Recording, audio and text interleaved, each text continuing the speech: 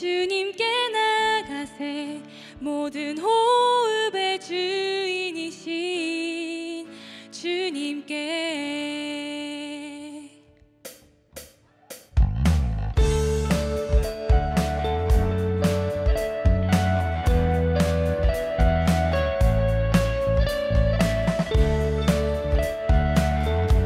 우리 다시 한번 찬양할 때 기쁨으로 찬양합시다.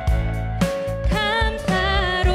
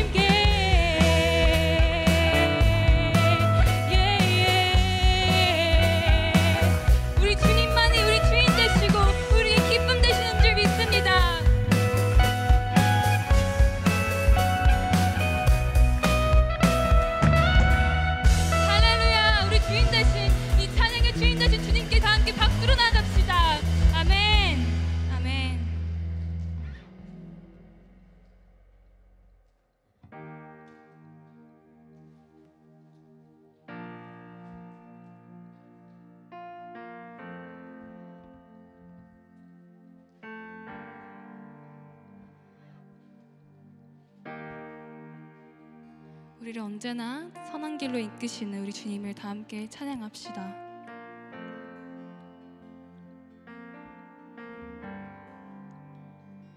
You are here, moving in our midst. I worship you, I worship you. You are here, working in this place. I worship you, I worship. You are here, you are here, moving in our midst. I worship you, I worship you. You are here, working in this place. I worship you, I worship you. You are waymaker, miracle worker, promise keeper, light in the darkness. My God, that is who you are. You are waymaker, miracle worker, promise keeper, light in the darkness. My God, that is who you are. You are here, touching every heart. I worship you, I worship you. You are here, healing every heart. I worship you, I worship. You are here, you are here, turning lives around. I worship you, I worship you.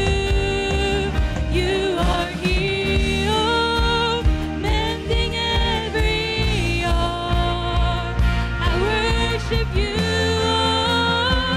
I worship you. You are waymaker, miracle worker, promise keeper, light in the darkness.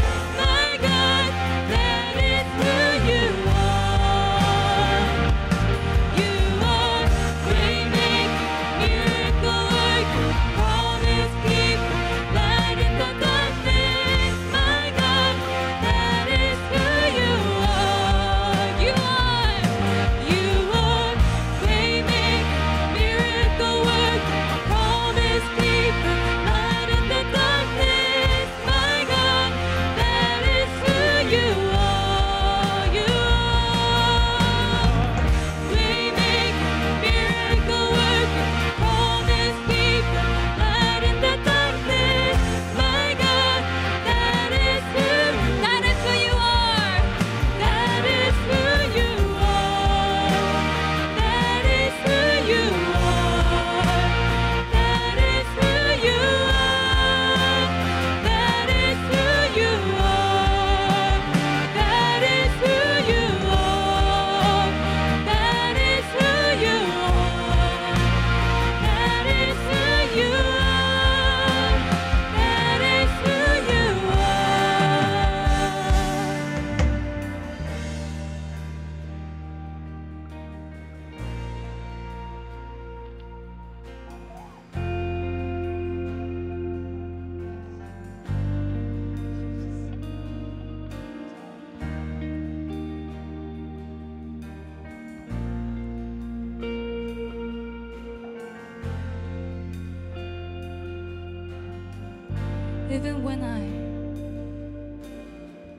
Even when I don't see it, you're working. Even when I don't feel it, you're working. You never stop working. You never stop working. Even when I don't see it, you're working. Even when I don't feel it, you're working. You never stop working. You never stop, even when I don't see it, you're working. Even when I don't feel it,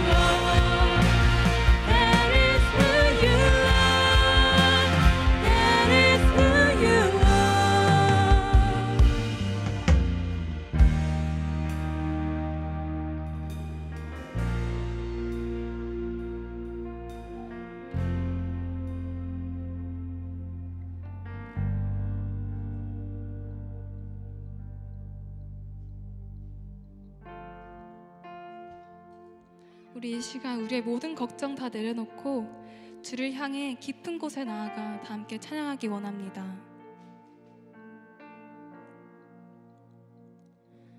거친 바다 바라볼 때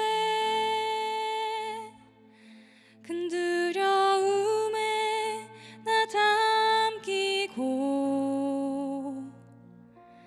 모든 소망 사라지네. 나의 마음 무너져 내리고 거센 폭풍 가운데 주 사랑이 들리니 나의 작은 발걸음 주를 향해 내딛네. 깊은 곳에 나아가 내 발을 디네. 두려운 맘 내려놓고 깊은 곳에 나아가 내 발을 디네. 할렐루야.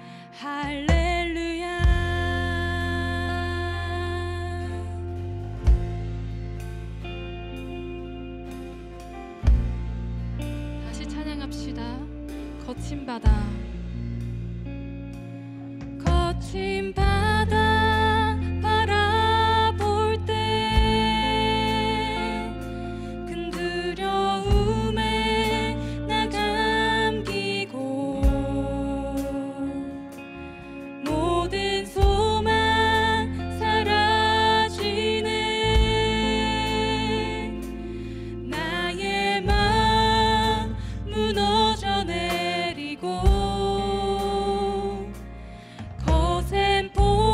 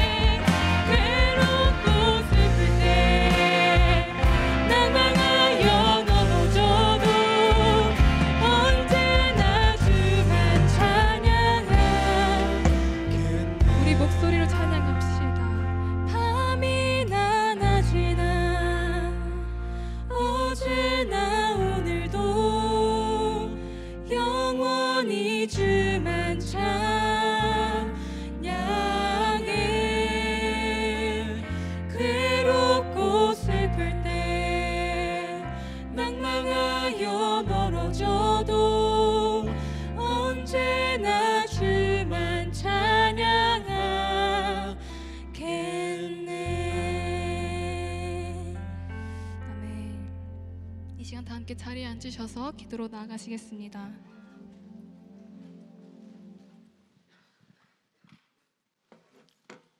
기도하겠습니다. 사랑이 많으시고 은혜가 많으신 하나님 아버지, 어제 오늘 그리고 내일 모든 순간순간을 주관하시고 역사하시는 하나님의 위대하심을 찬양합니다. 혼란스러운 이 시대 속에서 우리가 오늘 한 자리에 모였습니다.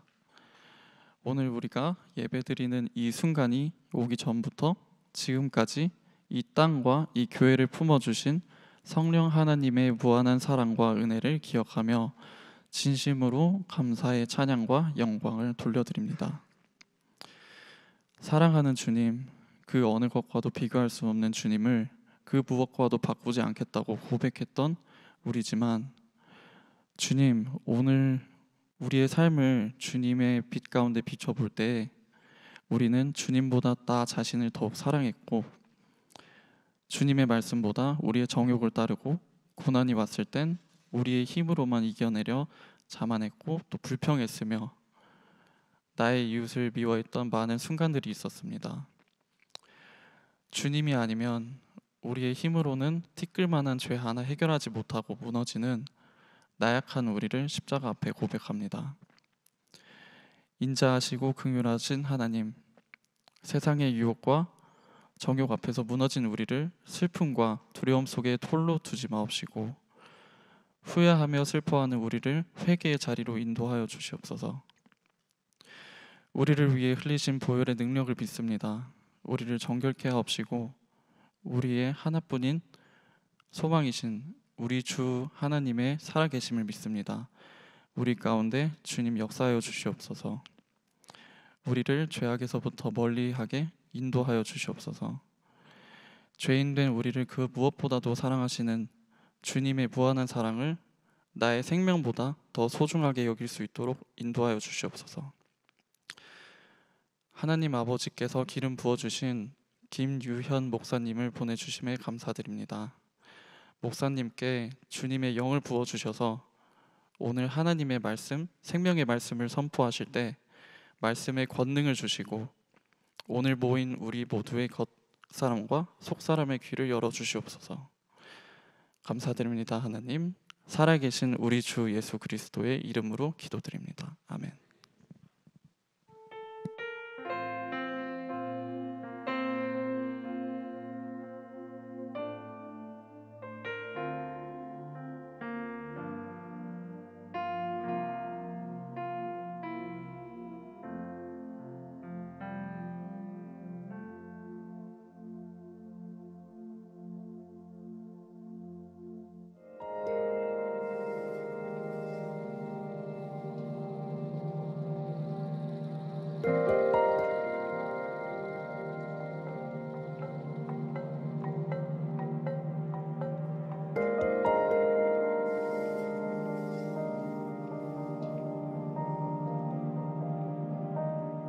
선교지에서 선교사님들이 직접 선교지를 방문하고 또 직접 만나지 못하는 그런 것은 선교가 거의 중단이 되는 상황이었죠.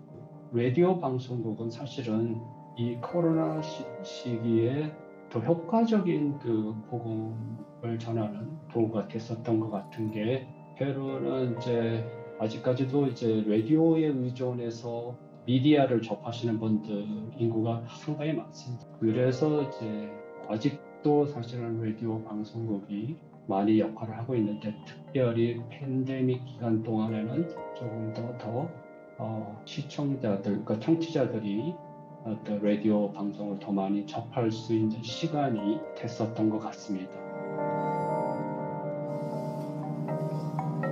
시애틀 형제교회에 와서 제가 하늘 은혜를 받았어요. 그 여러 가지 프로그램부터 시작해서 교육도 많이 받고, 특별히 독수리 제자 훈련이라는 프로그램 통해서 제 단기 선교를 나가서 또 한 선교사님을 만나게 되고, 그 선교사님이 여러 가지 저하고 비슷한 상황인데 정말 다 세상 것을 다 접고 또 선교에 나가신 걸 보고 처음에 참 의아하기도 하고 그분에 대해서 좀 많이 생각을 하게 됐어요. 그리고 제가 이제 제 아내랑 선교를 생각을 하게 되고 그 다음에 이제 신학교를 제가 등록을 하고 가게 됐죠. 맨 마지막에 컴퓨터 코딩 사역을 지금 한 몇 분이랑 같이 코딩 사역을 어떻게 할 것인지에 대해서 상의를 하고 있습니다. 그래서 코딩을 가르쳐서 성경적인 지식을 통해서 이 아이들이 프로그래머가 돼서 또 세상을 바꿔나가는 사역이 됐으면 좋겠습니다. 제가 뜻하지 않게 심장 수술을 했습니다. 그래서 뭐 한 3달 정도 됐는데요. 네. 회복 중에 있고 조금 더 시간이 좀 걸릴 것 같습니다. 그래서 좀 회복이 잘 확실하게 또 완전하게 됐으면 좋겠습니다.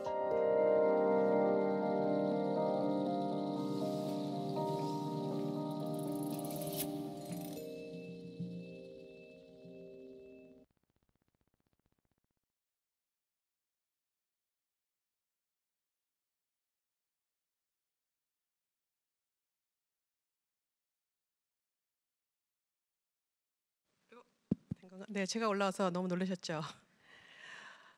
네, 목사님께서 여러분이 다 아는 그 바이러스에 걸리셔서 어제 양성이 나와서 오늘 갑자기 제가 하게 됐는데 괜찮죠? 네. 지금 이 선교사님 소개해드린 그 선교사님을 위해서 저희가 이제 한 달에 한 번씩 선교사님을 위해서 기도를 해요. 그 기도 중보기도가 있는데 혹시 원하시는 분들은 화요일, 그러니까 이번 화요일이죠. 6월 7일 화요일 날 오후 8시에 줌으로 선교 기도를 같이 할 거예요. 그런데 이게 지금 안 나가네요. 네, 그래서 만약에 좀 더 이거에 대해서 알고 싶다 하시는 분은 선교 팀장님, 우리 김유진 자매님 어디 계시죠? 네, 김유진 자매 잠깐 일어나 주세요. 저 자매님한테 줌 미팅에 여기 나오네요. 예. 그래서 유진 자매를 찾아가셔서 어떻게 들어가서 기도를 하면 되는지 아실 수 있을 것 같고요. 그 다음에 우리 새가족으로 오신 분들 환영합니다. 예, 환영하고 오늘 저희 다운타운 캠퍼스에 처음 오신 분들은 예배 후에 이 새가족 팀을 만나시길 바라고, 원래는 이제 오시면 목사님하고 인사를 나누고 가게 되는데 오늘은 목사님 안 계시니까 새가족들하고 만남을 하시고 가시면 될 것 같습니다. 예, 감사합니다. 그리고 저희가 졸업 예배가 다음 주에 있습니다. 그래서 대학이나 대학원 또 뭐 박사 학위까지 뭐 어떠한 종류의 졸업이든 여러분이 졸업을 했습니다 하시는 분들은 순장님에게 알려주시면 저희가 졸업 예배를 다음 주에 드릴 테니 참가해 주시면 감사하겠고요. 그 다음에 이제 저희가 아침 예배가 시작이 되는데 이게 뭐냐면 사실 이제 소위 말하는 새벽 기도예요. 새벽 기도인데 저희 리더들이 몇 명이 그냥 아침 6시에 모여서 이렇게 예배를 하고 했는데 그게 소문이 일만일파 퍼져서 나도 들어오고 싶다라는 여러와 같은 성화에 저희가 이 문을 열었습니다. 그래서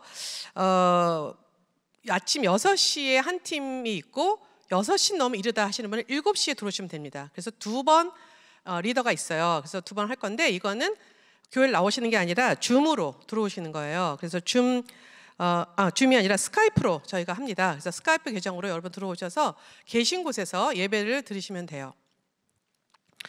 6시에 리더로는 우리 김유진 자매가 하실 거고 7시에 리더는 우리 배하은 자매님이 하실 거예요. 그래서 스카이프 계정 같은 걸 잘 모르시면은 그분들한테 물어보시면 되고 혹시라도 또 더 자세히 알고 싶으면 순장님들에게 통해서 아시면 될 것 같습니다. 그다음에 저희 선교 팀원을 모집한대요. 그래서 선교부에서 선교를 같이 섬길 팀원을 모집하는데 함께 다운타운 캠퍼스 선교 영역을 넓혀가는 일에 함께 동참하시기 원하시는 분은 새로운 우리 선교 팀장님 이인우 팀장님 어디 계시죠? 예, 이인우 팀장님 잠깐 일어나 주시겠어요? 우리 이인우 팀장님에게 저도 선교에 같이 뭐래도 하나 도와드리고 싶습니다 하시는 분은 이분을 찾아가시기 바랍니다. 감사합니다. 그다음에 저희 매년 여름마다 있는 대추 추수의 계절이 오고 있습니다. 그래서 나는 선교를 하고 싶은데 어디 멀리 해외는 못 간다. 그런데 나는 일주일만이라도 집중적으로 선교를 하고 싶다 하시는 분들은 이 대추 추수 선교를 가시면 될 것 같습니다. 참여를 원하시는 분은 저희가 미리 이제 신청을 받고 또 비행기를 예약해야 되고 또 그쪽에 알려드려야 돼요. 그래서 캘리포니아예요. 그래서 캘리포니아 가실 일 있으면 선교하시고 가시면 될 것 같습니다. 그래서 이것도 마찬가지로 아까 조금 전에 일어나셨던 우리 이인우 선교팀장님에게 문의를 해주시면 될 것 같고요. 성경 통독에 관한 광고인데 저희가 상반기 성경 통독이 끝났습니다.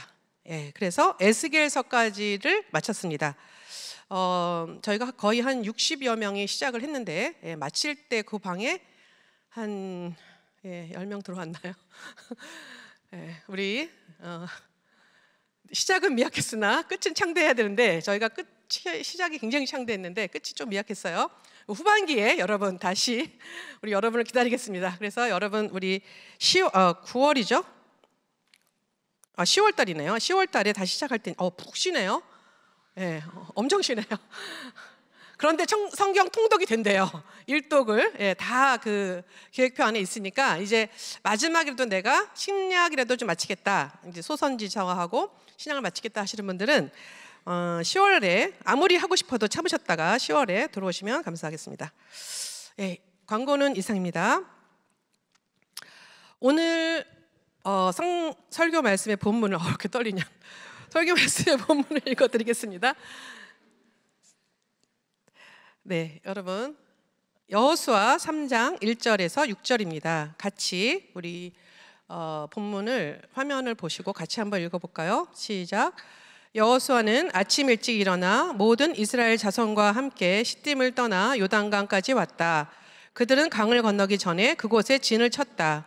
사흘 뒤에 지휘관들이 진을 두루 다니며 백성들에게 명령하였다.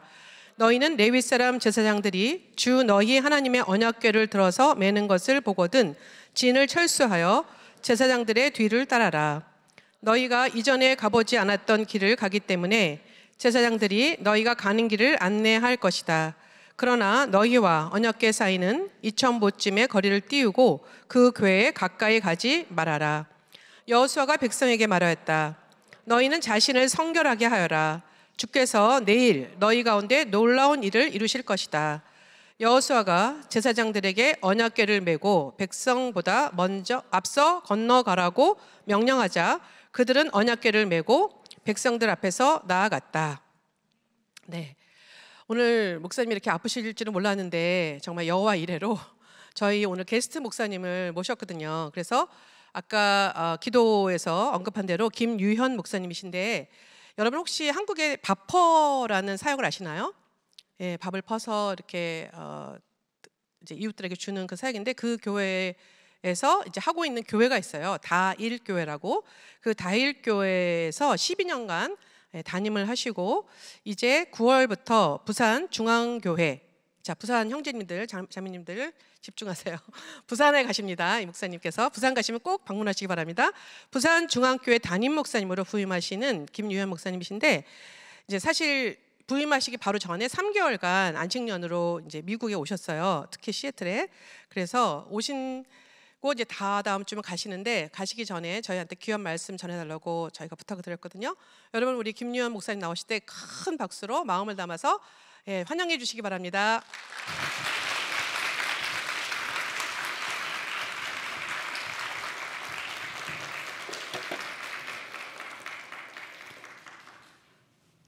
여러분 반갑습니다. 제 인생에 아주 특별한 3개월의 휴가를 시애틀에서 보내게 되었는데 너무 감사하게도 정창길 목사님과 사모님 또 우리 미디어팀의 김홍일 형제님 부부 덕분에 아는 사람 한 명도 없는 이 시애틀에서 너무나 잘 지내고 있습니다. 이제 한 보름 정도 남았는데 아마 돌아가면 시애틀 아리를 할 것 같습니다. 그리고 무엇보다 제가 그동안 형제교회에서 예배를 드리고 또 여러분과 만나면서 참 배우고 느낀 것이 정말 많았습니다. 우리 다음 세대가 살아있구나, 우리 한국교회와 열방이 소망이 있구나 하는 확신을 하게 되었습니다. 정말 여러분을 축복하고 사랑합니다. 오늘 제가 여러분과 함께 나눌 말씀은 여호수아 3장의 말씀입니다. 제목이 범람하는 강물 앞에서입니다. 너무 진지하죠. 우리가 신앙생활하면서 종종 이해하지 못할 일을 경험할 때가 있습니다. 내가 가족의 구원을 위해 그렇게 기도했는데 왜 내 기도는 응답되지 않는가? 응답은커녕 오히려 더 악화가 되는 것은 무슨 일인가? 코감기 낫게 해달라고 모처럼 새벽기도 나가서 기도했는데 목감기에 폐렴까지. 첫 월급 받아서 기쁘게 11조를 드렸는데 과속운전 티켓이 3장이나 날라오고, 내가 믿는 형제랑 믿는 자매랑 결혼하려고 그 좋은 혼처를 포기했는데 나는 왜 10년째 솔로인가? 어떻게 이런 일이? 여러분은 이런 질문을 해보신 적이 없으십니까? 있으시죠? 하나님을 믿고 신앙의 길을 선택하고 순종하면 좋은 일이 따라와야 하는데 오히려 더 낭패를 당한 적이 있지 않습니까? 아마 대부분 있으실 겁니다. 그럴 때 우리는 믿음의 큰 도전과 위기를 경험합니다. 그런데 이런 신앙의 도전과 위기를 요단강 앞에 선 이스라엘 백성들도 똑같이 경험했습니다. 모세가 죽은 후에 새 지도자로 세움을 받은 여호수아는 이스라엘 백성들을 이제 요단을 건너서 가나안을 정복하는 일에 격려하고 또 일으킵니다. 그리고 정탐꾼 2명을 여리고성에 보내어서 성을 정탐하게 했는데 그들의 보고가 아주 놀라웠습니다. 여호수아 2장 24절에 그 땅에 가나안의 모든 주민이 우리를 무서워하고 있습니다, 이런 보고를 하는 거예요. 그러자 온 백성은 큰 힘과 용기를 얻었습니다. 이제야 하나님의 약속이 성취될 날이 왔구나 확신하고 이 여호수아는 이 기세를 몰아서 지체하지 않고 가나안에 들어가기로 결단합니다. 3장 1절에 여호수아는 아침 일찍 일어나, 이제 마음이 급한 거죠. 모든 이스라엘 백성과 함께 그동안 머물렀던 시딤이라는 곳을 떠나서 요단강 앞에까지 이동을 합니다. 이제 이 강만 건너면 그렇게 꿈에도 그리던 가나안 땅으로 들어가는 겁니다. 사람들 얼굴에는 확연한 의지와 또 기대와 소망이 가득했습니다. 자, 여러분, 여기까지는 참 좋았습니다. 그런데 여기서부터 뭔가 이상한 점이 발견됩니다. 무슨 이유인지 이스라엘은 요단강 앞에서 3일간 시간을 보냅니다. 2절에 사흘 뒤에라는 말을 우리는 주목할 필요가 있습니다. 대개 생각하기로 그 사흘은 강을 건널 준비를 위한 사흘이라고 생각할 수가 있습니다. 그런데 사실은 그게 아니었습니다. 그들이 사흘이나 강 앞에서 시간을 보낸 이유는 그들 눈앞에 전혀 상상도 하지 못한 일들이 일어나고 있었기 때문입니다. 바로 요단 강물이 엄청나게 불어나서 강 언덕에까지 넘칠 정도가 된 것입니다. 며칠 전 2 정탐꾼이 다녀올 때만 해도 그런 보고가 없었는데 지금은 강물이 범람하고 있었던 것입니다. 이게 어떻게 된 일일까요? 그 이유를 15절에서 설명하고 있습니다. 그 궤를 맨 사람들이 요단강에 왔을 때에는 마침 추수 기간이어서 제방까지 물이 가득 차 올랐다. 마침 추수 기간이었다는 거예요. 이게 무슨 말이냐면 해마다 이 추수철이 되면 요단 강물이 불어나서 강 언덕에까지 넘칠 정도가 된다는 것입니다. 이때 추수는 모맥을 추수하는 것인데 요즘 달력으로 3, 4월에 해당하는 봄철입니다. 이 무렵이 되면 요단에서 그 새 지류의 물이 흘러드는데 그 물이 불어난다고 합니다. 그리고 레바논 산에 그 쌓여있던 눈도 녹아서 합쳐지는 거예요. 또 이때에는 늦은 비라고 불리는 우기철까지 겹치면서 갑자기 더 물이 불어나는 것입니다. 그래서 평소에 요단강은 이게 강이야 할 정도로 웬만한 성인이면 건널 수 있는 정도인데, 이 추수철에는 물이 범람하고 또 급류로 변한다는 것입니다. 기가 막히죠. 이걸 누가 알았겠습니까? 40년 동안 광야에서 헤매다 온 사람들이 하필 이 시기에 요단이 범람한다는 것을 어떻게 알았겠습니까? 이스라엘 백성들은 할 말을 잃었습니다. 그리고 그 범람하는 강물만 쳐다보았습니다. 여러분이 이 백성들이라면 이 3일간 무슨 생각을 했겠습니까? 이건 무슨 상황이지? 하나님이 가나안 땅을 주신다고 해서 여기까지 왔는데 하필 요단강이 불어나는 이 타이밍이라니. 가나안 정복은 개뿔, 강을 건너다가 다 떠내려 가겠다. 사람들은 회의적인 생각과 두려움, 염려와 또 고민이, 또 회의가 막 일어났을 것입니다. 그뿐이 아닙니다. 새롭게 세워진 이 여호수아의 리더십에도 굉장히 큰 타격을 줄 수가 있었습니다. 여호수아의 마음도 얼마나 당황스럽고 긴장했겠습니까? 하나님, 이 무슨 상황이죠? 저희 이제 어떻게 하죠? 여러분, 왜 이런 일들이 일어나는 걸까요? 왜 하나님을 믿고 순종하는데도 우리의 기대와 정반대의 현실이 때때로 일어나는 것입니까? 그것은 이 일에 우리가 다 이해할 수 없는 하나님의 계획이 있기 때문입니다. 성경을 사실 찬찬히 읽어보면 이런 당황스러운 일들이 곳곳에 있습니다. 아주 몇 가지만 제가 말씀드리면, 이스라엘이 처음 출애굽할 때도 이런 일이 있었습니다. 가나안 땅을 주신다는 믿음으로 거창하게 출애굽을 했는데 얼마 가지 않아서 앞에는 홍해 바다, 뒤에는 애굽 군대가 쫓아오고 있는 것입니다. 또 애굽의 노예로 팔려간 요셉은 누가 보든지 보지 않든지 정직하고 성실하게, 정말 하나님 앞에서 성결하게 살려고 최선의 노력을 다했습니다. 하지만 그럼에도 그는 억울한 죄인이 되어서 왕의 감옥에 갇히고 맙니다. 신약에 와서는 한 회당장이 자기 딸의 병을 고치기 위해 큰 믿음의 결단을 하고 예수님 앞에 나와왔습니다. 그런데 그 예수님을 자기 집에 모셔가는 중에 자기 딸이 죽었다는 전가를 받습니다.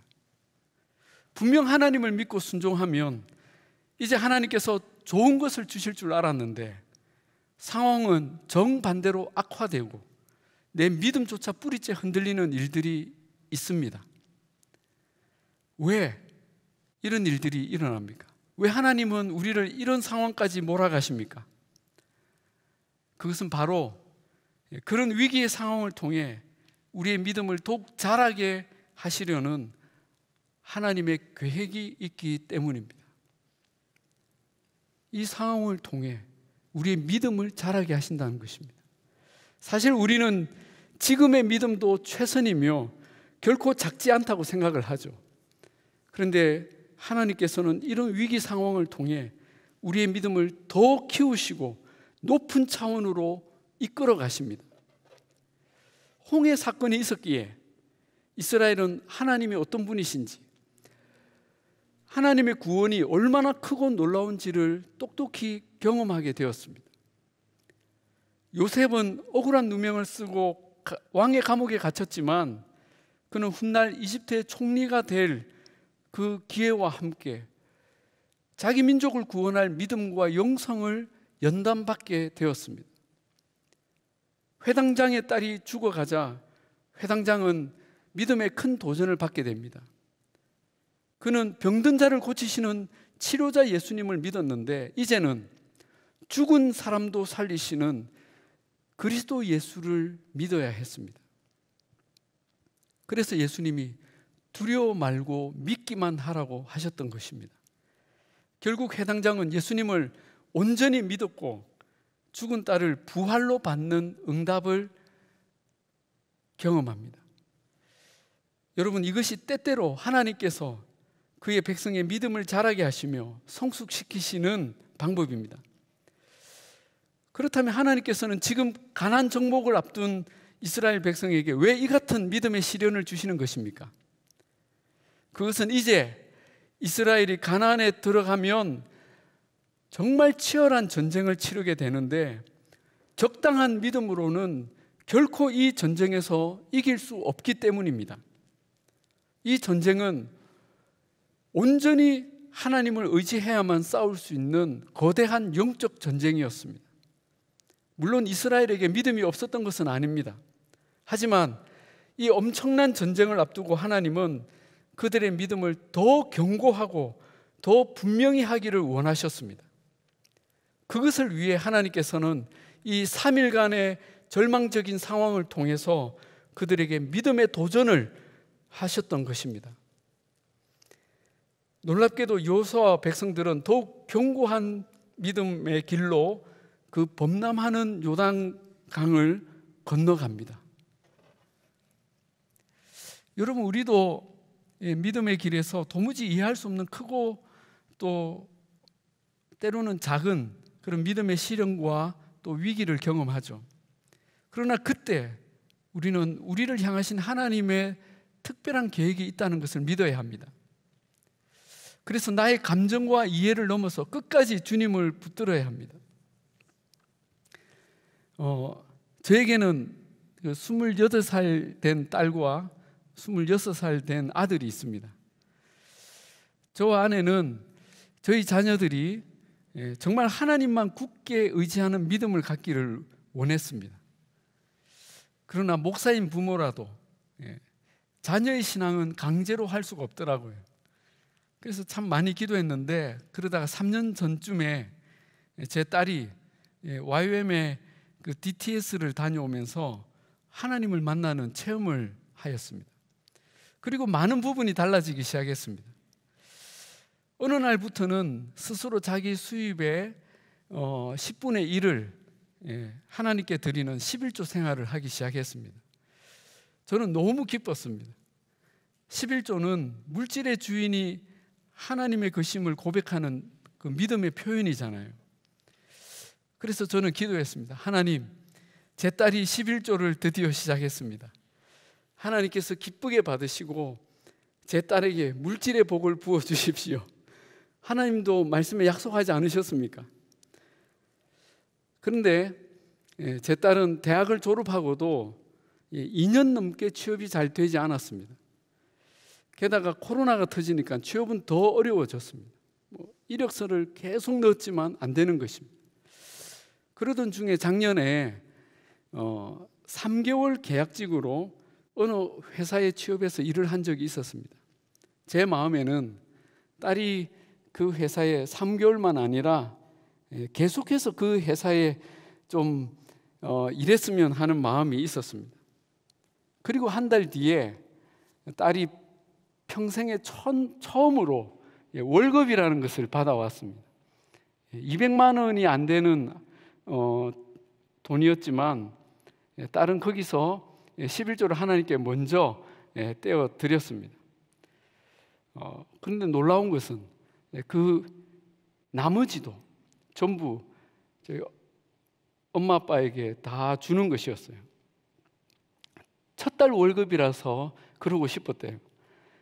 얼마나 그 마음이 고마운지 우리는 그 돈을 도무지 쓸 수가 없어서 딸의 동의를 얻고 그 전부를 하나님께 첫 열매로 바쳤습니다. 저와 아내의 마음은 너무 기뻤습니다. 하나님도 기뻐하지 않으셨겠습니까? 그러면 여러분, 하나님도 뭔가 적당한 리액션이 있어야 하지 않습니까? 또 한 달이 지나고 두 번째 월급을 받았습니다. 딸은 또 11조를 하나님께 드렸습니다. 이제 남은 돈은 처음으로 이제 딸의 큰 용돈이 되는 거죠. 그런데 하필 그 며칠 후에 제 딸이 운전을 하다가 아주 고급 성용차와 살짝 접촉했는데 수리비가 250만 원이 나온 것입니다. 자기 월급보다 훨씬 더 많이 나온 거예요. 월급이 다 사라졌어요. 저희가 휴가 중이어서 다른 지방에 있었는데 다른 집에서 혼자 그 일을 처리하면서 나중에 알게 되었는데 사흘간 식음을 전폐하고 울었다는 거예요. 하나님, 왜 저는 취업도 안 되고 겨우 계약직으로 3개월 일하는 월급도 첫 열매 하나님께 다 드렸는데 두 번째 월급도 사라지고 또 제 인생에 어려운 일들이 자꾸 생기고 저는 왜 이러죠? 하나님, 저에게 왜 이러십니까? 영어로 How do you do? 뭔가 그럴듯하죠. How do you do? 믿으시는 것 같은데 제가 그 얘기를 듣고 가장 걱정이 됐던 것은 딸이 이 일로 믿음이 흔들리고 11조를 포기할까 하는 것이었습니다. 그런데 감사하게도 그 다음 마지막 세 번째 월급을 받았을 때도 11조를 먼저 하나님께 드렸습니다. 그게 너무 감사했습니다. 그런데 그 뒤에 어떤 일이 일어났을까요? 취업요? 그런 종류가 아닙니다. 그때 사흘간 울면서 자기 마음의 고민을 어느 기독교 그 카페 사이트에 이렇게 올렸는데 이런 일을 당해서 너무 마음이 힘들다. 근데 뭐 새벽에 글을 올리니까 아무도 안 봐주는데 그때 그 회원 중에 어떤 형제가 얼굴도 모르는데 정말 열심히 위로를 해주고 격려를 해주더라는 거예요. 나중에 직접 몇 번을 만났는데 인천의 어느 교회 전도사인 한 신학생이었다는 것입니다. 그래서 제가 전도사라고 다 좋은 사람 아니다, 조심해라 했습니다. 그런데 둘이 사귀기를 시작하더니 이제 제가 돌아가면 2달 뒤에 8월에 결혼을 합니다. 할렐루야.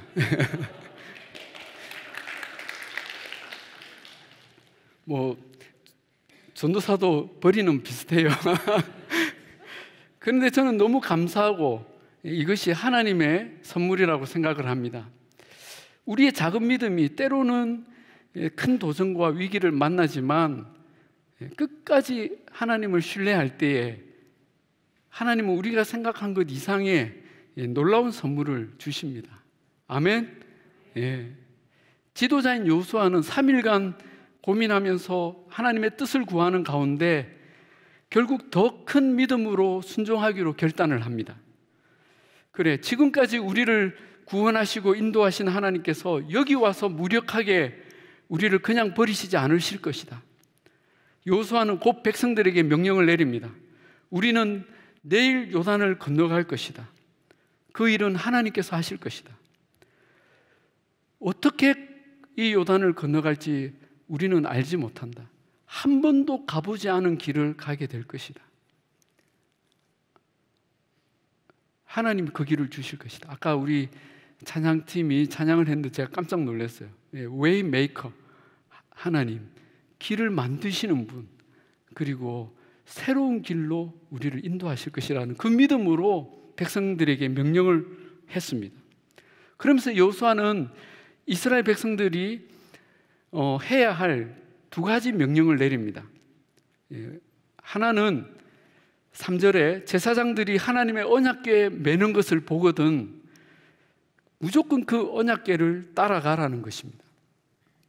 또 하나는 5절에 모든 백성이 자기 자신을 성결케 하라는 것입니다.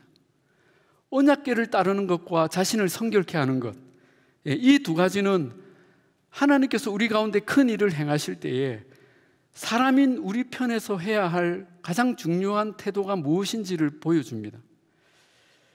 자, 첫 번째, 언약궤를 따르라. 이 언약궤는 하나님의 임재, 하나님이 우리와 함께 계시다는 것을 보여주는 상징이며 하나님의 말씀을 상징합니다. 그러므로 언약궤를 따르라는 것은 우리와 함께 하시는 하나님을 바라보라. 그 하나님의 말씀을 따라 순종하라는 뜻입니다. 그래서 실제로 언약궤를 맨 제사장들이 강물로 들어가면 모든 백성은 그 언약궤를 바라보며 강으로 들어가는 것입니다. 하나님이 우리를 어디로 인도하시든지 무엇을 명령하시든지 우리의 이성과 판단을 넘어 순종하라는 것입니다. 그런데 특이한 것은 4절에 이 언약궤와 백성의 간격을 2000규빗쯤 떨어지게 했습니다. 세번역에는 2000보라고 했는데 2000규빗은 약 900m, 0.6마일 정도에 해당합니다. 꽤 멀죠.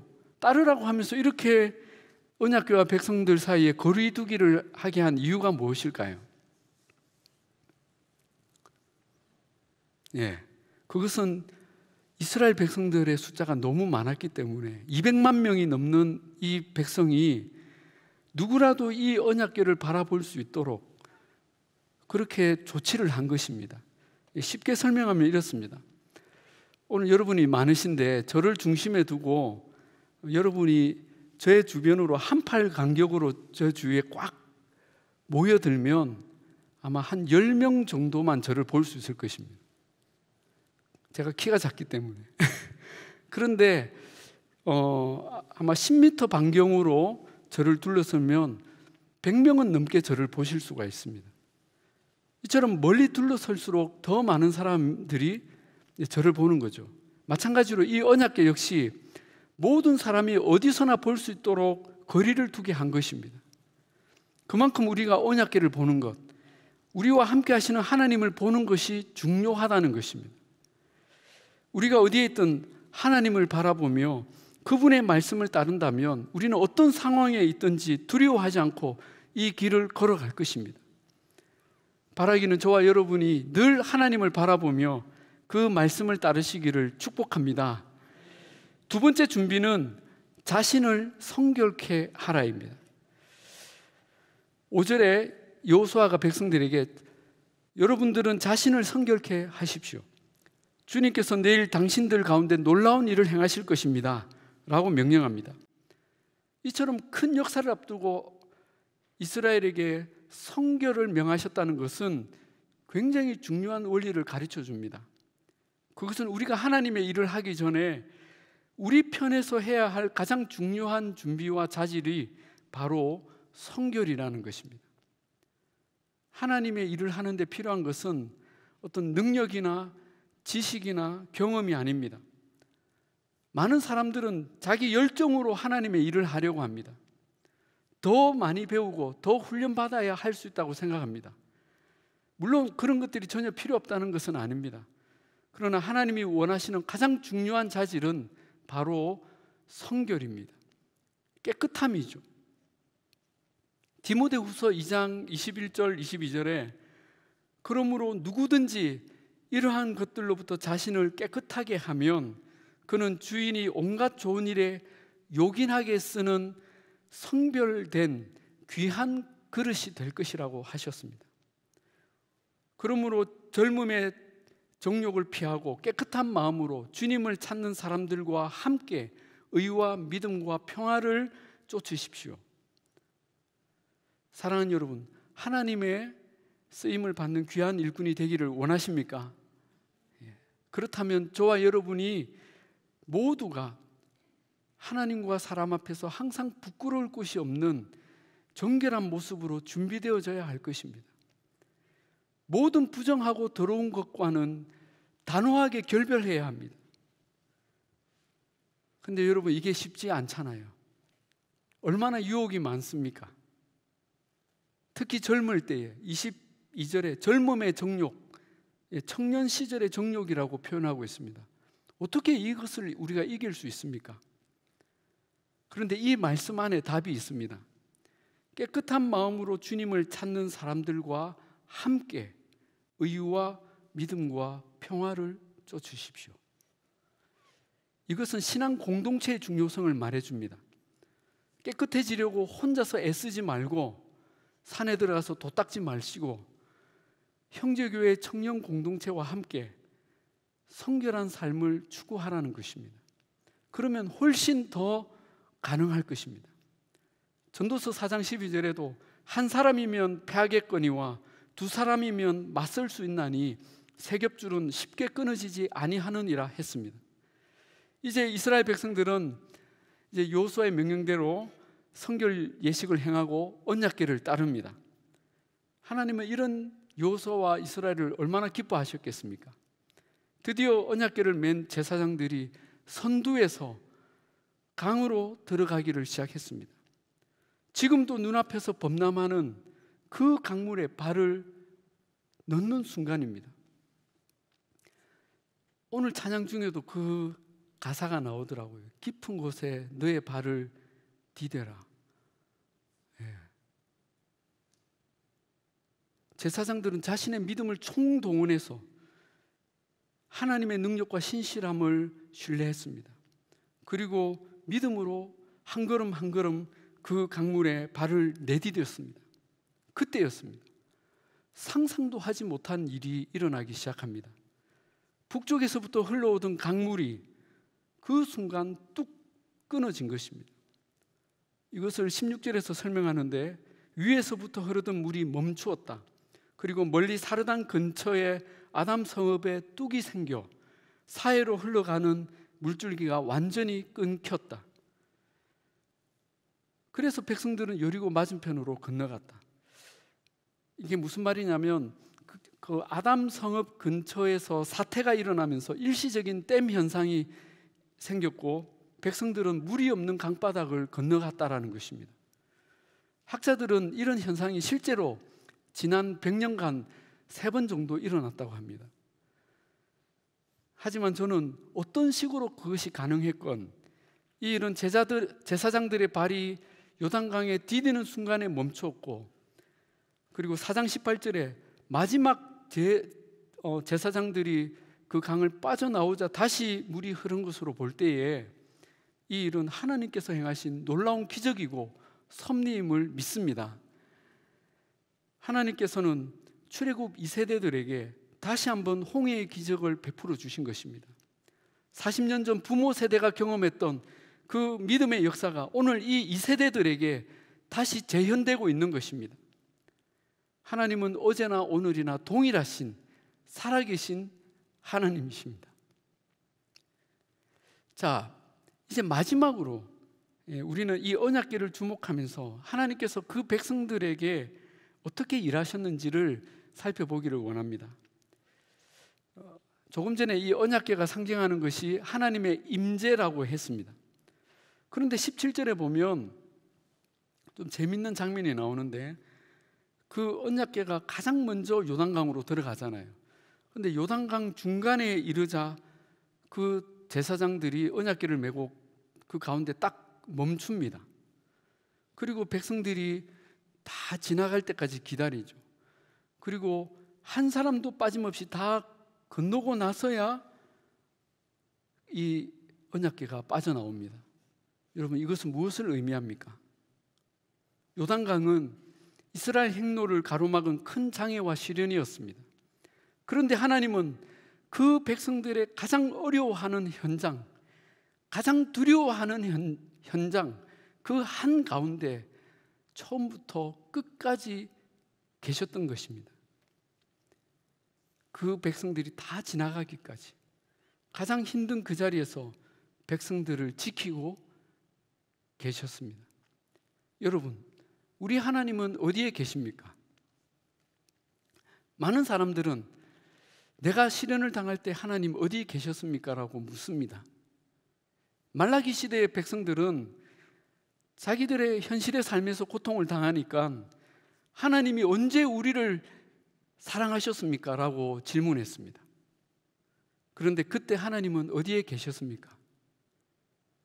하나님은 우리가 싸워내야 하고 건너가야 하는 그 위기의 현장에 우리와 함께 계셨고 지금도 함께 계십니다. 우리가 예배하는 이 교회뿐만 아니라 우리의 학교에서, 직장에서, 우리의 가정에서, 우리가 누워있던 그 병실에서 하나님은 처음부터 끝까지 우리와 함께 계시는 줄 믿으시기 바랍니다. 사랑하는 여러분, 혹시 우리 가운데도 믿음으로 주님을 따랐지만 범람하는 인생의 강물 때문에 낙심한 분이 계십니까? 신실하신 하나님을 믿으시기 바랍니다. 오히려 우리의 믿음을 자라게 하실 하나님을 끝까지 신뢰하시기 바랍니다. 오직 성결함으로 우리와 늘 함께 하시는 하나님을 바라보며 그 어려운 상황 속으로 한 걸음 한 걸음 용기 있게 들어갑시다.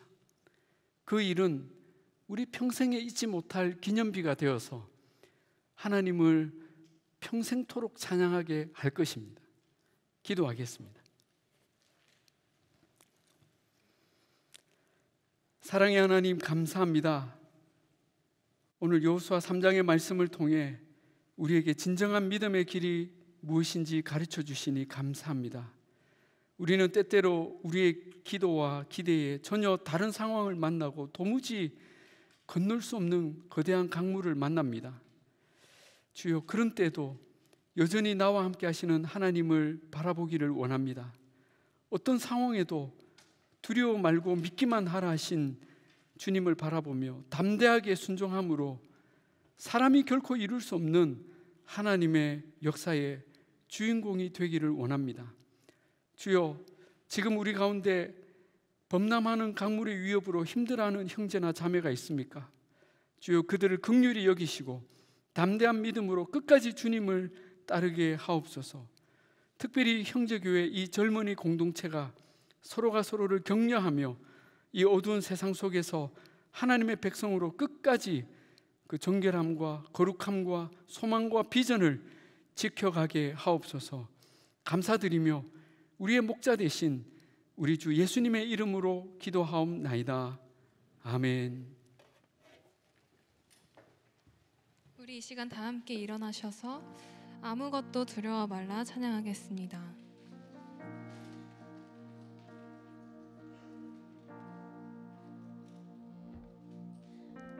아무것도 두려워 말라. 아무것도 두려워 말라. 주 너의 하나님이 지켜주시네. 놀라지 마라. 겁내지 마라. 주님 나를 지켜주시네. 아무것도 두려워 말라. 아무것도 두려워 말라. 주 나의 하나님이 지켜주시. 놀라지 마라. 놀라지 마라. 겁내지 마라.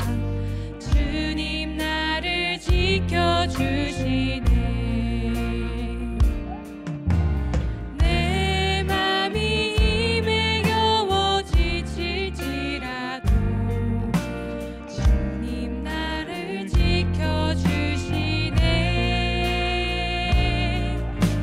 세상의 험한 풍파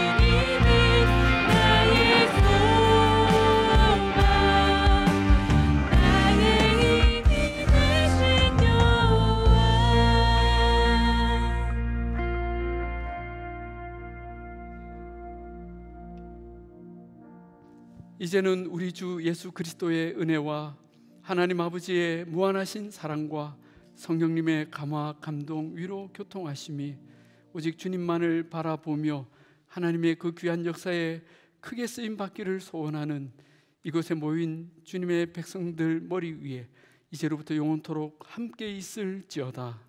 아멘.